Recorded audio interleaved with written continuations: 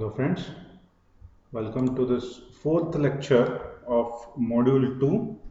So we have started with your module 2 and we have come a long way now. So I hope you have seen the previous 3 videos wherein we have discussed the various things. To give you a small recap of all the 3 videos, we started with your instruction and we saw what is opcode, what is an operand, which are the various examples of opcode and operands. All these things we have seen. We also went ahead, we have seen various addressing modes and the computer architecture. What do you mean by computer architecture? What do you mean by computer organization? Then we have come through your RISC and CISC architecture. What are the various architectures you have and which are the various things you need to see. All these things we have seen. Then we have went through this RISC and CISC architecture is very important, friends. Don't neglect this because you may get, most of the times you will get an exam, you will get an question in the video examination. Then we saw what are the various addressing modes, why we should do addressing. We saw how your data and processor are dealt with. We tried to address these 3 questions in the previous video lecture. Then we went through your various addressing modes, these 3 important addressing modes. What is your register, what is your absolute, direct, immediate, and we saw one very important thing in the previous class, your indirect addressing modes. So we went through I gave you a classic example. If you remember that example, you can easily write your addressing modes. I have removed that diagram which I had drawn in the previous lecture. You can just go through that 3rd lecture and have a glance of it. Today we will go ahead and we'll try to elaborate more on this indirect addressing modes. So basically, as I told that in indirect addressing modes we have 2 types. One is register indirect addressing mode and another one is memory indirect addressing mode. So in register indirect addressing mode, what we'll be doing is we'll be using a register. So Ri will be the register and that will be containing your EA. EA stands for effective address. So the effective address, it means that the address where your data is available, which is, if the analogy which we took, the address of the Ramesh canteen will be having in your Ri. So the effective address is present in Ri, and whenever we do indirect addressing method, remember friends, we will be using the square bracket. Okay, so most of the times we will be using the square bracket, or sometimes we also use your parenthesis. Okay, now going ahead, the indirect addressing mode is the more effective address of the operand is the memory location whose address appears in the instruction. So sometimes we also use your memory location, something like this. So here what we have done, we have used the memory location, that's why LOC. Here what we have done, we have used the register. So this is a simple thing which we have already discussed, which I had just given you a glimpse in the previous lecture. Okay, now going forward friends, in indirect addressing method, it works something like this. So let us say this is the memory location, whatever the memory location you can see here, it is the memory location that holds the address of the memory location which contains the data. So these contents of your data. Okay, so this is how your memory has been mapped: 100, 101, 102, 103, 104. These are the memory addresses. Okay, now what we do, I have an address 101, so I need to go to 101. Inside 101, what we have? We have 104. So from 104 we will be moving to the memory location 104, and inside 104 I have my data. So this is how it works. So I'll just give you a small recap. So you can see here, yeah. So what happened now? 101 is my AR, that is the register memory address. AR stands for address, and inside 101 I have my address where my data is stored. So from here 101 we will be moving to 104, and inside 104 I will be having my data. So this is how you will be storing your data. Okay, so to give you one more very beautiful example, here what we have done here is the instruction here provides the actual address of the operand, that is the effective address. So the effective address of the operand can either be obtained through a register. So here we are using a register, or through a memory location. So these are my 2 methods which we have seen just now as well. So you can see here, just now I also seen one is through the register and another one is through your memory location. Okay, so this is what we will be also seeing in this diagram. So what we have done here is add add bracket r1 comma r0. So that means what is happening here? The contents of add r1 and r0 are added and the sum is kept in r0. But one small change, what now? R1 has parenthesis, so that means it is an indirect addressing mode. So what will R1 do now? The contents, now the instruction from it will jump to R1. So where is R1? R1 is here. So inside R1 what we have? We have another operand, which is we have another value of the register, which is B. So from B we will be fetching the operand. So that means we are adding this operand with your R0. Okay. So yeah, that means I'll just try to trace it with the help of the pen. So R1 is nothing but this register. R1 is nothing but this register. Then what is there inside R1? Inside R1 we have another register B, and inside this B we will be having an operand. That means this is add is nothing but this is present in the processor. We'll try to map this with the analogy which we have studied. Okay. Then this add instruction, this whole instruction will tell my helper, which is helper is what now? Your R1. R1 knows where is my data. So this becomes your Ramesh Anna canteen, and then from the Ramesh Anna canteen we will be fetching the operand. Here we have used the register. Here we have used the register. That's why it is called as through a general purpose register. So I hope this is clear, friends, what we have done. Okay. Then what we'll do here now in the memory. Here again add A comma R0. A is nothing but the memory location. A, whatever you can see here, it is the memory location. Now what would happen? A will be pointing to another memory location. So we went to A, this is our A. This A will be pointing to the another memory location, which is B. Then what will happen? Inside the B we will be having the operand.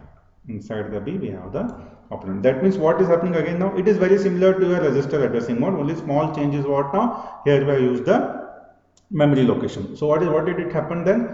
First, this is my processor or this is my professor. Then the professor, he will tell his helper A. The helper knows where the chocolates or where the data is present. Then the helper will be going to a Ramesh Anna canteen, which is another memory location. From the Ramesh Anna canteen, he will be fetching the operand. So is that clear, friends? So this is how the mapping happens. This is nothing but your indirect addressing methods. This is nothing but your indirect addressing method. So this is all the things which you need to elaborate in your examination. Okay, friends. So I hope this is clear. This diagram is clear. Both the diagrams are clear. Now, to understand all these things, we'll just go through a small example wherein we are trying to add n numbers. We will be trying to add n numbers, but using your indirect addressing method. So we'll be using indirect addressing method, not direct addressing method. Okay, let us try to debug this whole program. So this is how your whole assembly language program will look. Whatever you are seeing here, this is how your assembly language program will look, and such n number of programs you will be writing in your microprocessor and microcontroller. So if you want to do programming in the upcoming subjects, please concentrate on this subject. Don't neglect the subject. It's very easy. It's very easy, but that doesn't mean you study only at the end, because no doubt if you study at the end, it's okay. But if you want to have a scope, larger scope, that is if you want to learn MUP and MUSI, you have to learn, then you need to understand this subject very thoroughly. Okay. Now going back to this example, we'll try to see what is this example trying to tell us.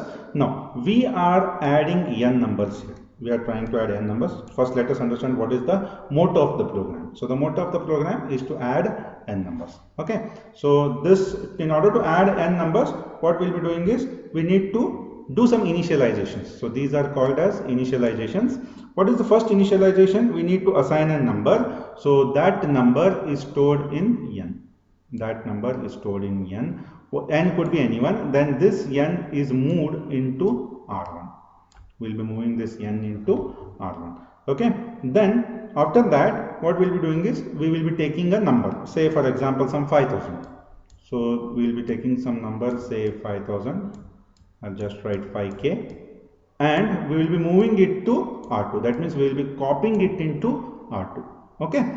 Now R2 has a value what now? 5000. R2 has a value of 5000, which we'll treat as an address in this example since we are using your indirect addressing. So this is treated as an what now? It is treated as an address. This 5000 is treated as an address. The only simple reason why, because we will be using your parenthesis, which is nothing but your indirect addressing method. Okay. Now, next very important thing is what now, friends? We have done these things. Now, what is this n? Anybody? What is this n? What does this n do? This n holds the count. This n holds the count of the whole sequence. So remember, this n is holding a count. Okay. Let's say it could be 5, 6, 10, anything. Okay. And so what is the use of a counter? Because every time we will be decrementing the counter. Whatever the addition we are doing, we will be decrementing that counter. Say if it is 5, it will be adding 5 numbers. Say it is 6, it will be adding 6 numbers. Okay. Next, we are clearing R0 because we are doing this addition operation. So we don't want any garbage values in your R0. Therefore, we are clearing it. Next, what we are doing? We are adding your contents of R2 into R1. Now, remember friends, contents of R2, which is pointing, what is happening here? How is the our analogy, Ramesh in the canteen, how it is working there now? Please observe here. I am just writing here. We are adding R2 with R0. So therefore, what is R2? R2 is nothing but your indirect addressing method, right? So where is R2 pointing now? R2 should be pointing, or it is pointing to num1. It is pointing to num1. And what is there inside num1? Inside num1 we will be having a number, say 5. We will be having a 5 number. So this is how your indirect addressing method is working. Okay. So what we have done now, R2 is there. Inside R2 we have stored num1. And what is there inside num1? Inside num1 you have a value 5. You have a value 5 inside num1. Okay.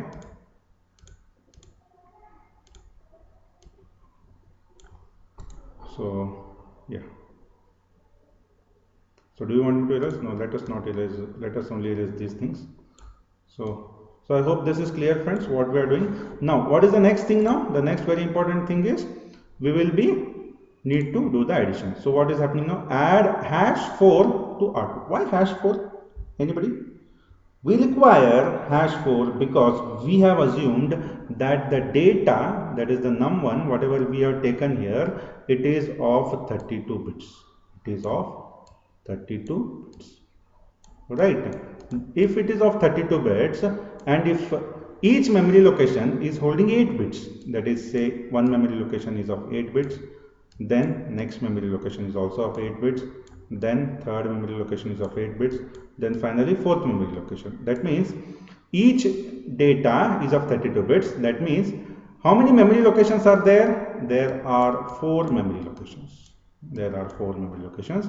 Each would consist of 8 bits. That means to store one number, we require 32 bits and 4 memory locations.